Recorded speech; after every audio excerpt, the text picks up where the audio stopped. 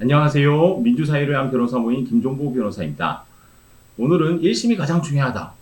그 중에서도 어떻게 형사재판을 준비할까에 대해서 알아보려고 합니다.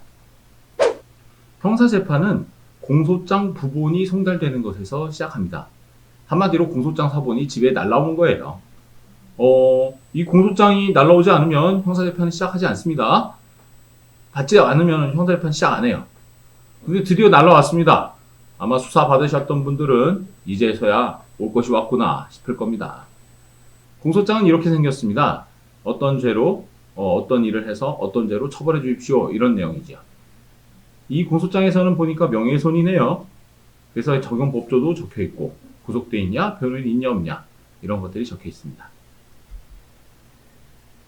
이렇게 공소장을 받으면 가장 먼저 해야 될 거는 일단 변호사부터 한번 상담을 해보세요. 변호사 만나서 내가 이런 일 당했는데 어떻게 하면 좋겠습니까?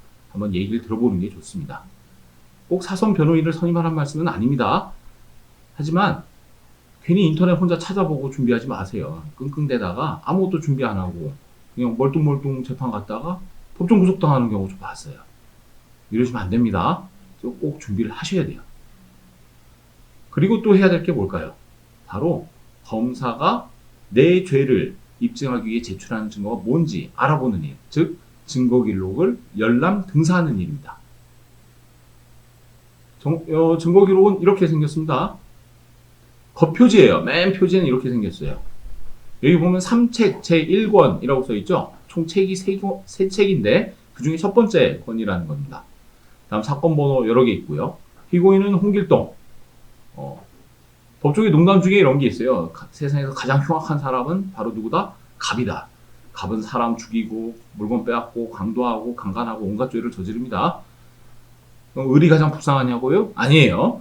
을은 대부분 피해자지만 가끔 갑과 공범인 관계도 있어요. 우리 법조계에서 사례에서는 주로 갑이 이런 일을 하는데 여기서 홍길동을 예를 들겠습니다. 죄명 보세요. 무시무시하죠? 국가보안법 위반 목적 수행, 일반교통방해, 사기, 존속살해. 아주 흉악한 사람입니다. 홍길동.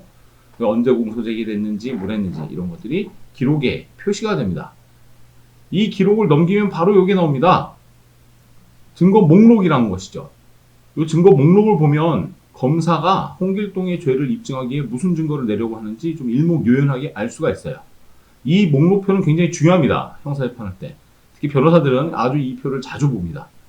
한번 볼까요? 순번 1부터 12번까지 쭉 있네요. 작성 1번. 사경, 사법경찰관이란 뜻입니다. 일반 경찰이에요. 형사부죠. 마약부거나 뭐 이렇게. 쪽수, 첫 번째 쪽을 보니까 수사보고가 붙어 있습니다. 정보상황보고 첨부라고 되어 있네요. 작성자는 누구? 경사, 나경찰. 어떤 내용? 2017년 7월 9일 시청합 집회 상황에 대해서 수사보고를 첨부해서 제출하고 있습니다. 2번, 특사경이 쪽수 10쪽부터는 수사보고, 북한이 한국의 테러를 기도하였다는 사실을 입증하려고 이런 것들을 판결문을 수사보고로 제출하네요. 입증 취지는 뭔가요? 북한이 한국에서 테러를 기도한 사실을 입증하기 위해서 이런 판결문을 내겠다. 그리고 첨부 서류로 판결문 3부가 11쪽부터 나옵니다. 4번 볼까요? 4번은 고소장입니다. 누가? 허생이 작성했네요. 허생이 바로 자기가 사기당했다고 고소를 한 모양입니다. 홍길동을. 5번은 뭘까요? 사경이 작성합니다. 65쪽부터 나옵니다. 어이구, 고소장이 굉장히 두껍군요. 진술 조서네요. 누가 말한 걸까요? 바로 신봉사가 얘기한 겁니다. 어떤 내용? 홍길동이 자신의 아버지 홍찬판을 칼로 찌른 장면을 목격한 사실을 입증하기 위해 이 진술조서가 증거로 제출되었습니다.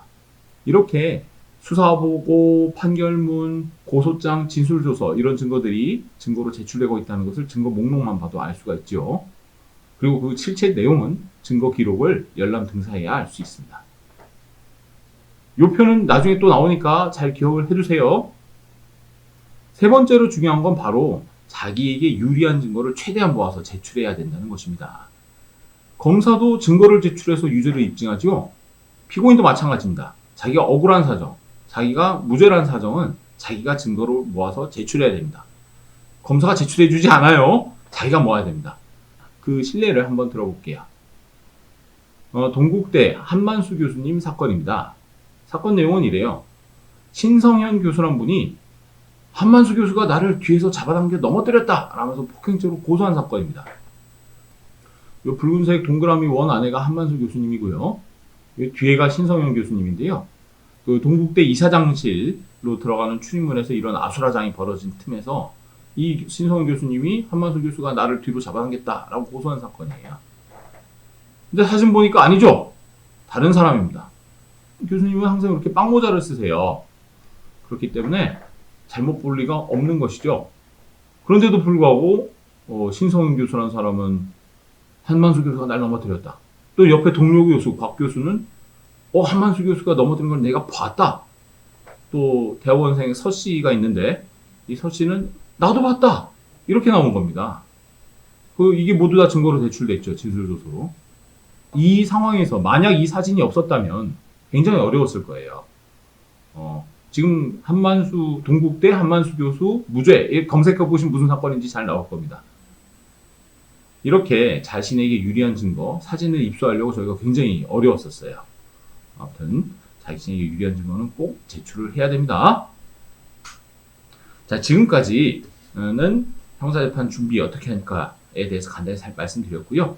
그 내용은 쫄지마 형사절차 재판편 50에서 56페이지 사이에 있습니다. 이 책도 한번 읽어봐 주시면 감사드리겠습니다.